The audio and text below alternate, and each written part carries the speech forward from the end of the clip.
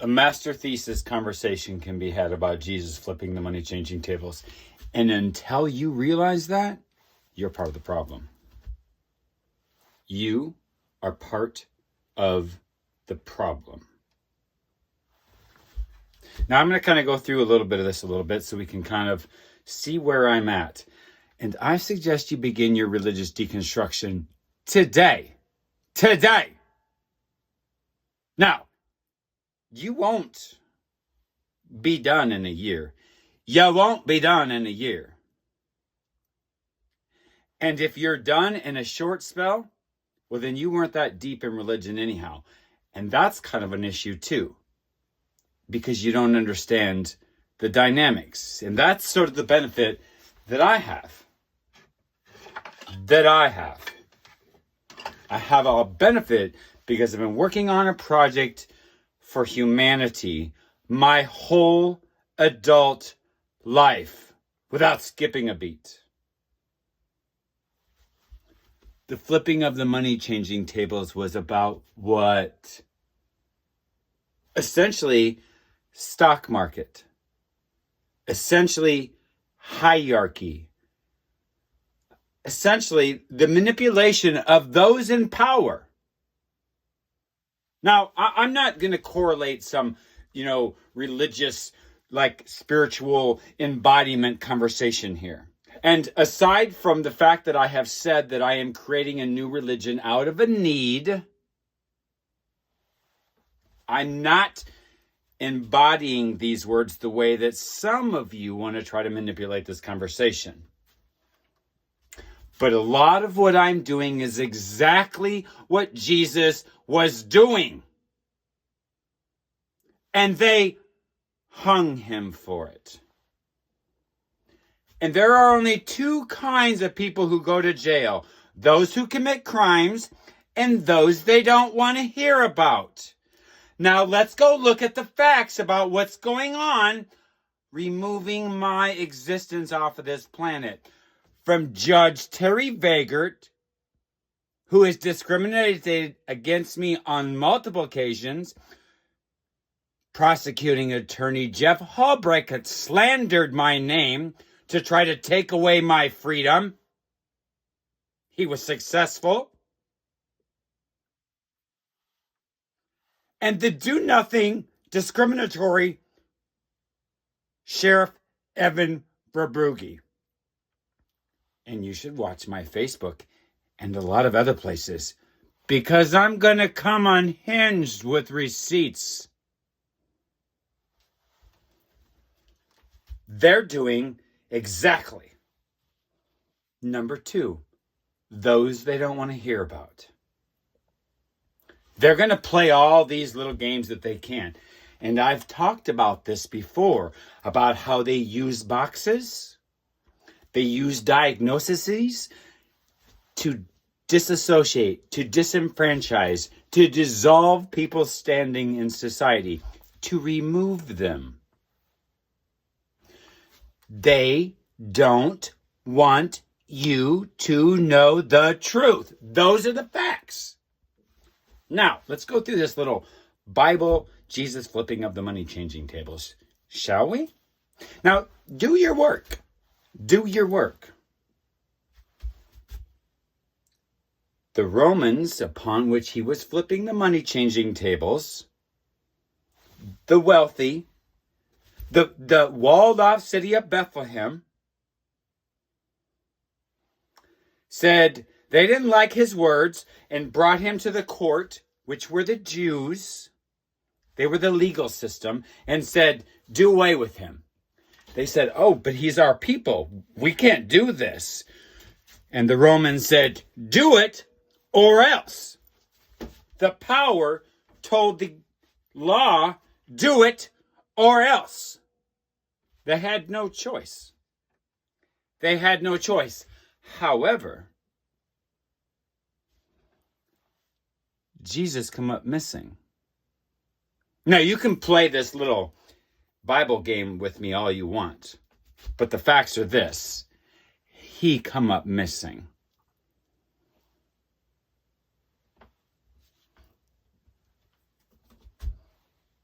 Do I need to draw you a dotted line and let you connect the dots? Mary, the prostitute, who is his most favorite. I've shared videos before.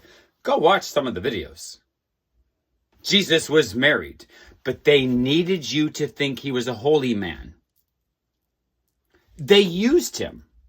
They bastardized his intent, his words, his teachings.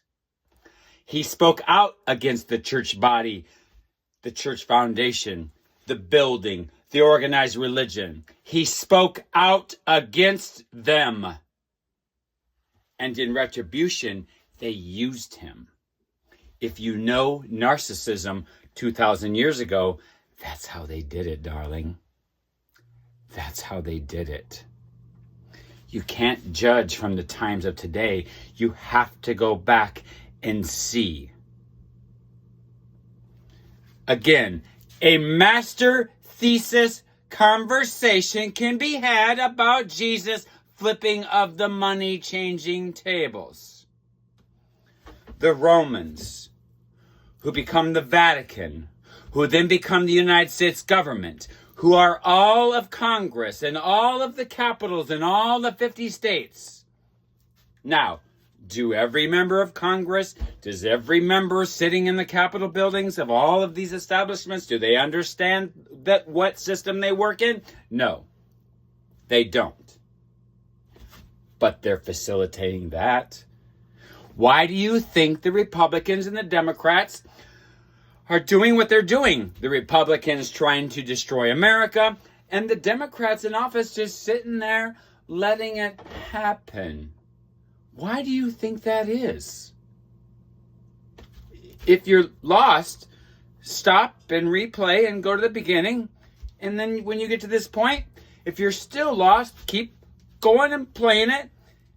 I think the answer will be there. If you're slow, it may take you a few extra times. We'll be patient.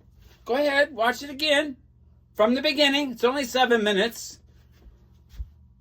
Okay, so for those who are still following along, or if you're watching it for the 10th or 20th or 100th time to get it, we're going to continue with this story, okay?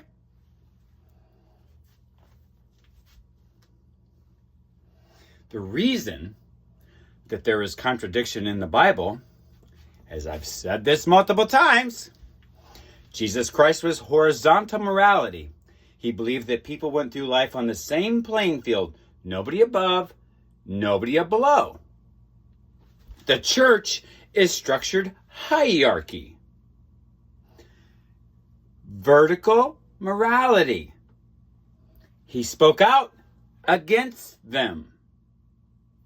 Now, vertical morality, hierarchy, those at the top, if you think that you see people as having more respect and more duty and obligation, and you see them as a grand person, you also see those as below you as being less than. And this is the DDD, dissociative disorder disease, or dissociative disease disorder. That is fundamentally the root cause from modern Western Christianity. Because of the bastardization of the story of the flipping of the money-changing tables and of Jesus' word. Now, I've said this before, and this is what's interesting. Pride takes on a very different form when you were never taught the building block of competition. And that's me. Now, I'm not saying exclusively, I'm just saying that's me. Dedicating my life to 34 years of work, making sure that I don't miss even any party in the world. What I am doing, 16,000 hours on a social media site, will in fact be a gift to every single human being on the face of this earth. I have dedicated my life to this. I know what I'm talking about.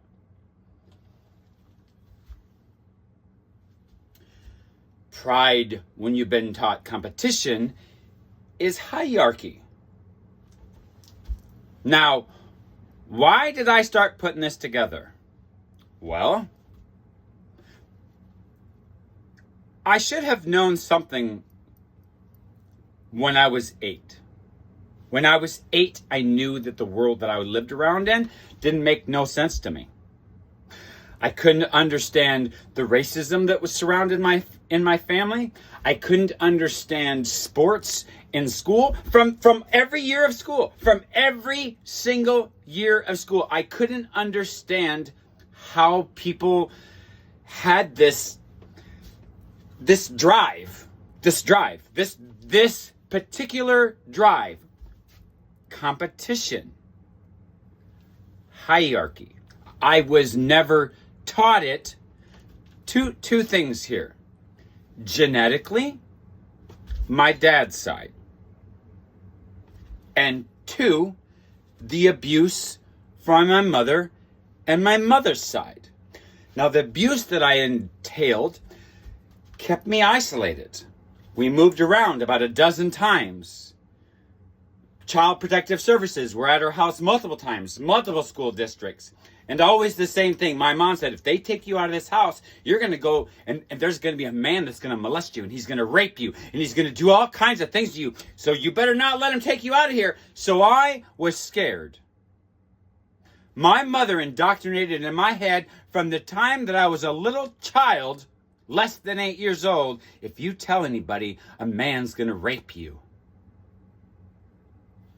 So what happened when I was a homeless kid on the street was indoctrinated into my brain thicker than shit. But that was the most powerful year, 50 weeks in my life. And my experience that I'm not talking about, that some of you know, is why I am on the work that I am today. I learned more about men in that 7 months than I probably have in my whole entire life because of where I was at meeting them. In the most vulnerable position. And I learned a lot. And because I wasn't taught competition, and we're going to get into that a bit, because I wasn't taught competition and because I didn't see the world the same, I didn't care about race. I didn't care if someone looked a little different for different reasons because I could see them culturally. Not by this skin chart that Donald Trump carries around and the immigration officers now that if you're not the right shade, well, you must not belong here. See, I don't know that. That's not me. That's not who I am. I've never been that. So I engaged in a lot of diversity. Hundreds. Wink, wink, if you know what I'm talking about. But I learned so much about people. And because of the kind of person that I was, these engagements, they could see that I was different. That's why I was never in danger. Because I was I don't want to say pure, because purity is a sort of thing that gets targeted a lot because people like to take purity and snuff it. There's this certain thing that dark people like to do to purity. So I wasn't that.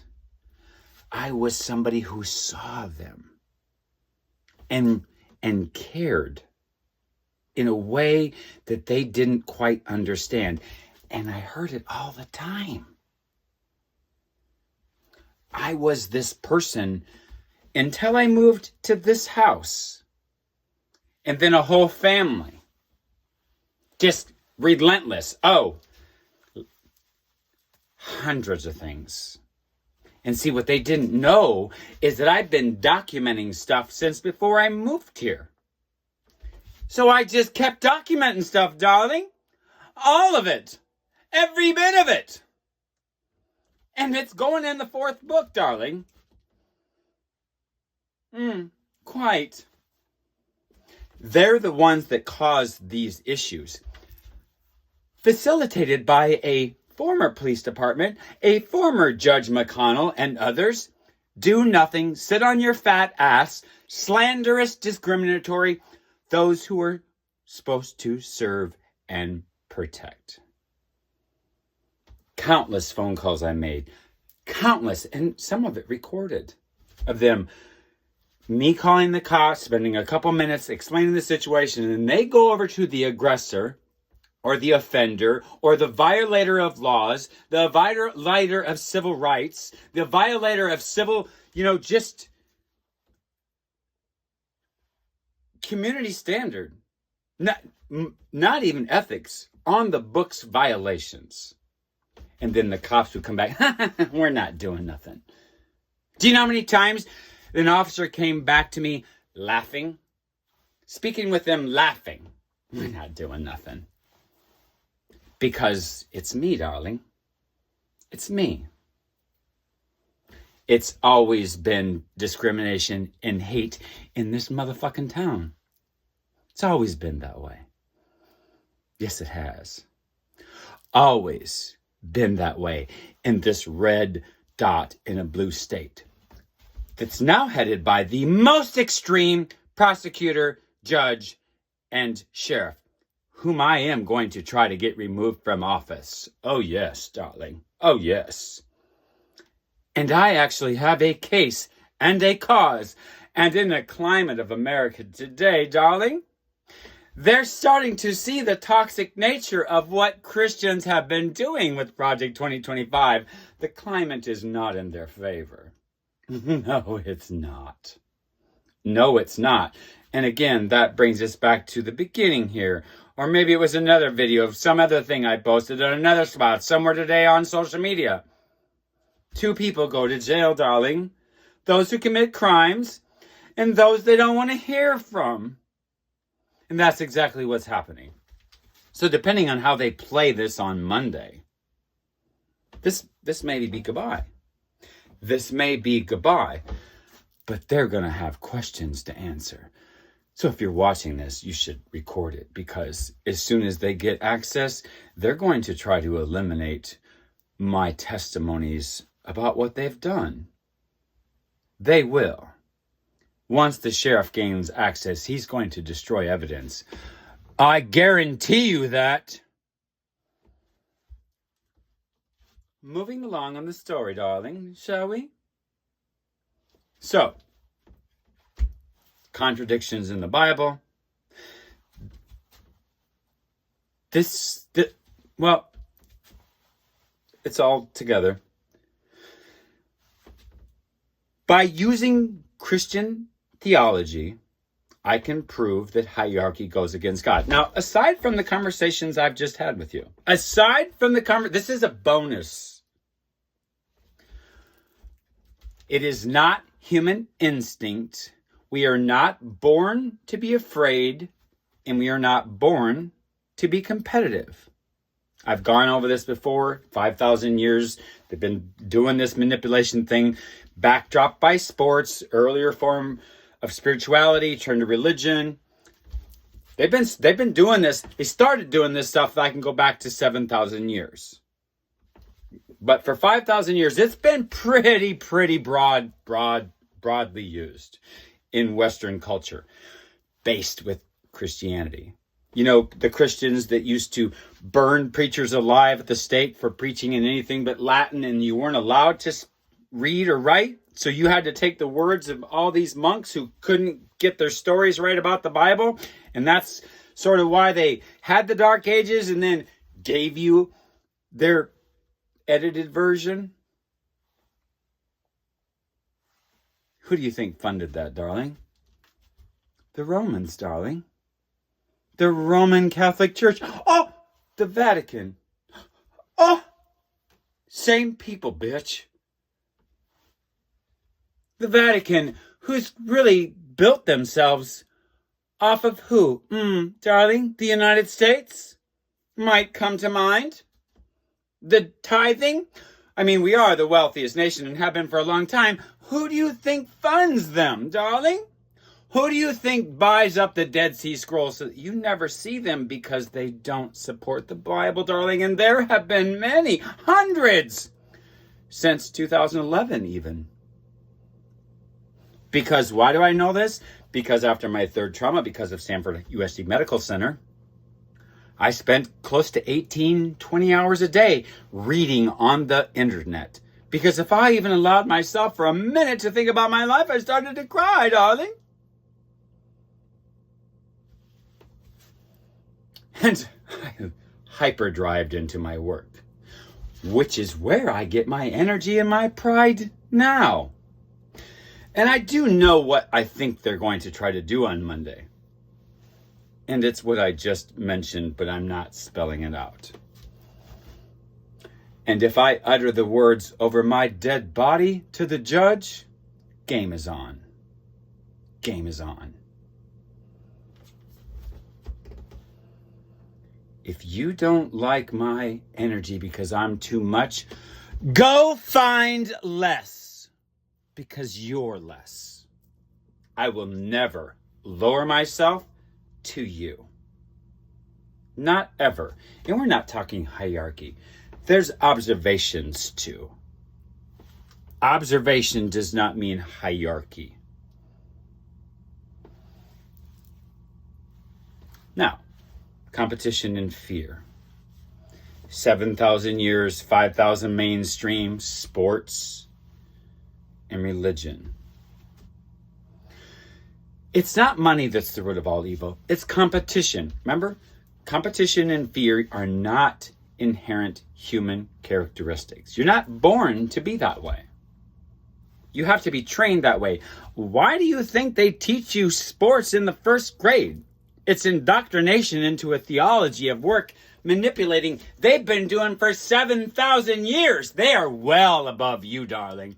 They are way above your understanding. I'm trying to give you just a little window so you can look in and learn.